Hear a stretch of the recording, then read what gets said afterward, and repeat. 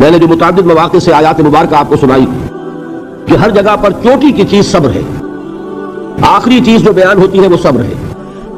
سورۃ العصر میں آخری بات وتواصوا بالصبر یا ایھا الذین آمنوا استعینوا بالصبر والصلاۃ، اے ایمان والو مدد حاصل کرو صبر سے اور نماز سے۔ ان اللہ مع الصابرین، اللہ تعالیٰ صبر کرنے والوں کے ساتھ ہے۔ اور پھر آگے چل کر وبشر الصابرین الذین اذا اصابتهم مصیبۃ قالوا انا للہ وانا الیہ راجعون، اے نبی بشارت دیجئے، خوشخبری دیجئے ان صبر کرنے والوں کو کہ جن پر جب بھی کوئی تکلیف یا مصیبت نازل ہوتی ہے تو وہ کہتے ہیں کہ ہم اللہ ہی کے ہیں اور اللہ ہی کی طرف ہمیں لوٹ جانا ہے۔ صبر کا مفہوم ہے اپنے آپ کو تھامنا، روکنا، برداشت کرنا، تحمل کرنا، اور جو بھی اپنا ایک طے شدہ مقصد ہے کسی بھی مخالفت سے بددل ہوئے بغیر، کسی بھی تکلیف یا مصیبت سے ہراساں ہوئے بغیر اس کی طرف پیش قدمی کیے چلے جانا۔ بڑی سخت سردی پڑ رہی ہے، فجر کا وقت ہے، گرم پانی کا اہتمام نہیں ہے، اب اس وقت فجر کی نماز کے لیے اٹھنا، ٹھنڈا پانی اگر ہے تو وضو تو کرنا ہوگا، اس ٹھنڈے پانی سے وضو کرنا، اس وقت لحاظ سے نکلنا ہی بہت مشکل، ٹھنڈے پانی سے وضو کرنا اور مصیبت۔ یہ جب تک انسان میں صبر کا مادہ نہ ہوگا ممکن ہی نہیں۔ اس کو کہیں گے صبر علی الطاعہ، اطاعت پر صبر کرنا۔ ناگواری محسوس ہو رہی ہے لیکن اس ناگواری کو برداشت کرتے ہوئے انسان اللہ کے حکم کے اوپر جمع رہے، اللہ کے حکم پر عمل کرے۔ یہ کیا ہے؟ یہ صبر ہے۔ اگر یہ صبر نہیں ہے تو ظاہر بات ہے کہ انسان اللہ کے اس حکم پر عمل نہیں کر سکے گا۔ صبر کا مادہ نہیں ہوگا تو آپ کام نہیں کر سکیں گے۔ اور اسی کا ایک دوسرا رخ ہے، جب آپ دعوت حق کے لیے کھڑے ہوں گے پہلا قدم کیا آتا ہے؟ استہزاء، تمسخر، مذاق اڑانا، جس کی میں مثال اب دینا چاہتا ہوں محمد رسول اللہ صلی اللہ علیہ وسلم کی شخصیت سے۔ دیکھیے ہم کیا اور ہماری بساط کیا، ہم کیا مبلغ ہوں گے، کیا داعی ہوں گے، ہمارے اپنے دامن پر داغ ہوتے ہیں، لیکن یہ کہ محمد رسول اللہ کے دامن پر کوئی داغ تھا؟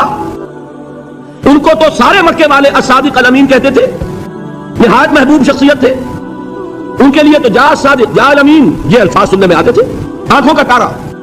لیکن جب آپ نے دعوت اب شروع کی، اب قرآن مجید میں دیکھیے کسی نے کہا مجنون ہو گئے، دماغ خراب ہو گیا، پاگل ہو گئے، اجی شاعر ہے، کچھ شعر توڑ لیتے ہیں ہم پر بہت زباتے ہیں۔ کسی نے کہا ساحر ہے، کچھ جادو سیکھ لیا ہے، یہاں تک کہ ایسے بدبخت بھی پیدا ہوئے قرآن میں ہے ساحر کذاب، سحر کرنے والا جادوگر نہایت جھوٹا۔ یہ الفاظ کہے جا رہے ہیں کس کی شان میں؟ محمد رسول اللہ صلی اللہ علیہ وسلم۔ دیکھیے سورہ نون ہے اور میرے نزدیک یہ دوسری وحی ہے جو حضور پر نازل ہوئی ہے، اس کی ابتدائی آیات نون والقلم وما یسطرون ما انت بنعمت ربک بمجنون وان لک لاجرا غیر ممنون وانک لعلی خلق عظیم فستبصر ویبصرون بأیکم المفتون ان ربک هو یعلم بمن ضل عن سبیلہ وهو اعلم بالمہتدین۔ نون قسم ہے قلم کی اور جو کچھ یہ لکھتے ہیں۔ اے نبی آپ اپنے رب کی نعمت سے مجنون نہیں ہیں۔ یہ کیوں کہا جا رہا ہے؟ حضور کو جو صدمہ پہنچا ہے وہی نازل ہوئی ہے دل جوئی کے لیے، تسلی کے لیے۔ آپ کیوں برا منا رہے ہیں؟ اے نبی آپ کیوں صدمہ اور رنج اور اندوہ محسوس کر رہے ہیں؟ ان بدبختوں کے کہنے سے کوئی آپ مجنون ہو جائیں گے؟ مانتا بے نعمت ربک بمجنون وَإِنَّ لَكَ لَأَجْرًا غَيْرَ مَمْنُونٍ۔ آپ کو جو یہ صبر کرنا پڑ رہا ہے، آپ کو جو یہ جھیلنا پڑ رہا ہے، اس کی وجہ سے آپ کو وہ اجر ملے گا جس کا سلسلہ کبھی منقطع نہیں ہوگا۔ وَإِنَّكَ لَعَلَىٰ خُلُقٍ عَظِيمٍ، اور اے نبی آپ تو خلق عظیم کے حامل ہیں۔ آپ کا اخلاق، آپ کا کردار، آپ کی سیرت، آپ کی شخصیت میں طہارت، نفاست، پاکیزگی، آج تک دنیا نے کوئی پاگل، کوئی مجنون ایسا بھی دیکھا؟ یہ ساری باتیں اللہ تعالیٰ حضور کی دلجوئی کے لیے فرما رہے ہیں۔ اس سے آپ اندازہ کیجئے کہ کتنا صدمہ ہوتا ہوگا۔ یہی ہے، اس ساری چیز کو جمع کیجئے تو یہ چیز کیا ہے؟ وَاصْبِرْ عَلَىٰ مَا يَقُولُونَ وَاهْجُرْهُمْ هَجْرًا جَمِيلًا۔ صبر کرو اے نبی، صبر کرو اے محمد صلی اللہ علیہ وسلم، جھیلو اور برداشت کرو اس پر جو یہ کہہ رہے ہیں۔ يُرِيدُونَ لِيُطْفِئُوا نُورَ اللَّهِ بِأَفْوَاهِهِمْ، یہ چاہتے ہیں کہ اللہ کے نور کو اپنے منہ سے بجھا دیں، پھونکے مار کے ہی بس۔ نور خدا ہے کفر کی حرکت پہ خندہ زن، پھونکوں سے یہ چراغ بجھایا نہ جائے گا۔ يُرِيدُونَ لِيُطْفِئُوا نُورَ اللَّهِ بِأَفْوَاهِهِمْ وَاللَّهُ مُتِمُّ نُورِهِ وَلَوْ كَرِهَ الْكَافِرُونَ۔ یہ چاہتے ہیں کہ اپنے منہ کی پھونکوں سے اللہ کے نور کو بجھا دیں، حالانکہ اللہ تعالیٰ تو اپنے نور کا اتمام فرما کر رہے گا، خواہ ان کافروں کو کتنا ہی ناگوار ہو۔ آپ نے یہ سنا ہوگا، سیرت کی تقاریر میں پڑھا ہوگا کہ مدینے کی طرف ہجرت کی اجازت حضور نے تمام صحابہ کو دے دی، خود منتظر رہے جب تک کہ اللہ کی طرف سے اجازت نہیں آ گئی۔ حضرت ابو بکر پوچھتے رہتے تھے حضور اجازت آ گئی کہ نہیں؟ ابھی نہیں آئی۔ حضور اذن آ گیا؟ نہیں آیا، ابھی نہیں آیا۔ حبشہ کی طرف سب کو بھیج دیا، اجازت دے دی جو جانا چاہے چلا جائے۔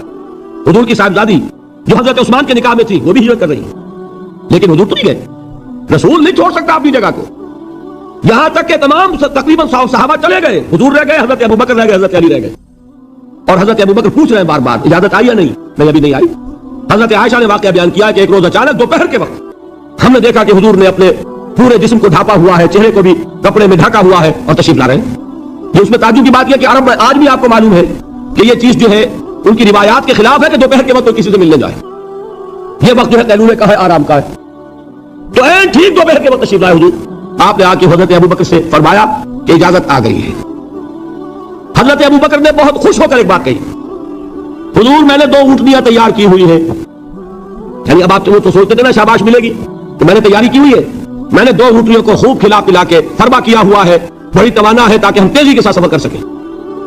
حضور نے توقف کیا، فرمایا ہاں ٹھیک ہے، 1 اونٹنی میں استعمال کروں گا لیکن میں اس کی قیمت ادا کروں گا۔ حضرت ابوبکر کی آنکھوں میں آنسو آ گئے، روتے ہوئے کہا حضور مجھ سے یہ مغایرت، کیا یہ جان اور مال کسی اور کے لیے ہے؟ آپ مجھ سے بھی کہہ رہے ہیں میری اونٹنی جو ہے وہ بھی بلا معاوضہ آپ کو بولنے فرما رہے ہیں۔ یہ ہے محمد الرسول اللہ کی غیرت اور حمیت کا بات۔ اب دیکھیے ایک بات عجیب ہے، یہ ربط اپنے ذہن میں رکھیے، اللہ تو صبر کی تلقین کر رہا ہے اپنے رسول کو، اور رسول یہی تلقین کر رہے ہیں اپنے صحابہ کو، صبر کرو، جھیلو، برداشت کرو، ہاتھ مت اٹھانا، کوئی جوابی کارروائی نہیں ہوگی، بلکہ اپنے اوپر جھیلو جو کچھ جھیلنا ہے، ڈٹے رہو، پیچھے مت ہٹنا، یہ صبر ہے، لیکن ہاتھ اٹھانے کی اجازت نہیں۔ حضرت سمیہ کے ساتھ جو کچھ کیا گیا ہے آپ اس کا تصور نہیں کر سکتے۔ بالآخر جو شہید کیا حضرت سمیہ کو ایذائیں دے دے کے، سسکا سسکا کے، ان کے جسم کے نازک حصوں کو جلا کے، داغ دے کر، کہتا کیا تھا؟ ایک دفعہ کہہ دو کہ میرا جو یہ بت ہے یہ بھی الہ ہے، مان لو میں چھوڑ دوں گا، تنگ آ گیا، کسی طریقے سے ایک دفعہ کہہ دو پھر میں چھوڑ دوں گا۔ لیکن یہ میاں بیوی حضرت یاسر اور حضرت سمیہ رضی اللہ تعالی عنہما، یہ ہے ثبات، یہ ہے صبر، یہ ہے استقلال، ایک مرتبہ بھی کہنے کے لیے تیار نہیں ہوئے، جو چاہو کر لو، اب ہم تو اسے پیچھے نہیں ہٹیں گے۔ تنگ آ کر اس نے حضرت سمیہ کی تو شرمگاہ میں برچھا مارا ہے اور شہید کیا۔ حضرت یاسر کے بارے میں روایت یہ ہے، ستا ستا کے، تنگ کر کر کے، آخر کار جو ختم کیا انہیں شہید کیا کس طرح؟ 4 سانڈ اونٹ جوان، ان سے رسے باندھے، ایک رسے سے ایک بازو باندھا، دوسرے سے دوسرا بازو باندھا، تیسرے سے ایک ٹانگ باندھی، چوتھے سے دوسری ٹانگ باندھی، اور چاروں کو دوڑایا ہے کہ جسم کے پختے ہو گئے۔ اس وقت سامنے سے حضور گزرتے تھے جبکہ آل یاسر کے ساتھ یہ معاملہ ہو رہا ہے، کیا فرماتے تھے؟ اسمروا یا آل یاسر فإن موعدکم الجنہ، اے یاسر کے گھر والوں صبر کرو، جھیلو، اس لیے کہ تمہارے وعدے کی جگہ جنت ہے۔ اللہ تعالیٰ ادھر آنکھ بند ہوگی ادھر جنت میں تمہارا داخلہ ہو جائے گا۔ یہ ہے تواصوا بالصبر والعصر ان الانسان لفی خسر۔ یہ تواصوا بالصبر پر کون عمل کر رہا ہے؟ محمد الرسول اللہ صلی اللہ علیہ وسلم۔ دے تو بھی محمد کی صداقت کی گواہی، یہ صداقت کی گواہی دیتے ہوئے انہوں نے اپنی جانیں دے دی۔ یہ آیت اہم ترین ہے صبر کے موضوع پر۔ وَلَنَبْلُوَنَّكُمْ بِشَيْءٍ مِّنَ الْخَوْفِ وَالْجُوعِ وَنَقْصٍ مِّنَ الْأَمْوَالِ وَالْأَنفُسِ وَالثَّمَرَاتِ وَبَشِّرِ الصَّابِرِينَ۔ اور دیکھو ہم تمہیں آزمائیں گے، وَلَنَبْلُوَنَّكُمْ، ہم لازماً آزمائیں گے تمہیں، بِشَيْءٍ مِّنَ الْخَوْفِ، خوف کی کیفیت طاری کر کے، والجوع، بھوک، فقر اور فاقہ، وَنَقْصٍ مِّنَ الْأَمْوَالِ، مالی نقصان، والأنفس، جانی نقصان، والثمرات، اور ثمرات، پھلوں اور میووں کا نقصان۔ ایک کوشش ناکام ہو جائے کوئی پرواہ نہیں، نیکسٹ، پھر تیار رہو ناکامی کے لیے۔ ایسا نہ ہو جو انگریزی میں کہتے ہیں hope for the best but be prepared for the worst, ایسا نہ ہو کہ دوسری مرتبہ ناکام ہو کے بددل ہو جاؤ، تمہاری ہمتیں جواب دے جائیں، نہیں، پہلے سے تیار رہو کہ دوسری مرتبہ بھی ناکامی آئے تو آئے، لیکن جب تک کہ کامیابی حاصل نہیں ہوگی ہمیں یہ کام کیے چلے جانا۔ دیکھیے سیرت میں آیا کہ نہیں یہ واقعہ؟ بدر میں مسلمانوں کو فتح ہوئی تو احد میں زک پہنچی کہ نہیں؟ 70 صحابہ شہید ہوئے کہ نہیں؟ اگر ان کی ہمتیں جواب دے جاتی تو گاڑی کیسے چلتی آگے؟ اصل نیکی ان کی ہے، جسمانی تکلیفوں میں صبر کرنے والے، فقر اور فاقے میں صبر کرنے والے، اور جنگ کے وقت صبر کرنے والے۔ اولئک الذین صدقوا واولئک هم المتقون، یہ ہیں وہ لوگ جو صبر کرنے والے ہیں، یہ ہیں جو سچے ہیں، جو اپنے دعوے میں نیکی کے اور ایمان کے ثابت ہیں، اور یہی وہ لوگ ہیں جو متقی ہیں۔ اللہ تعالیٰ نے کیسے کیسے مسلمانوں سے کہا، مسلمانوں تمہیں زک پہنچی ہے تو انہیں بھی تو پہنچی تھی، ان کے 70 نہیں مارے گئے تھے بدر میں، ان کے حوصلے جو ہیں وہ تو پست نہیں ہوئے، وہ اگلے سال آ گئے تم پر چڑھائی کر کے، تم کیوں اتنا برا مان رہے ہو؟ میں نے عرض کیا تھا ہر جگہ پر آپ کو چوٹی کی بات صبر ملے گا۔ آیت الکرسی، آیت البر جو میں نے آپ کو سنائی آخر میں، والصابرین فی الباساء والضراء وحین الباس، حامیم السجدہ، وما يلقاها الا الذين صبروا وما يلقاها الا ذو حظ عظيم.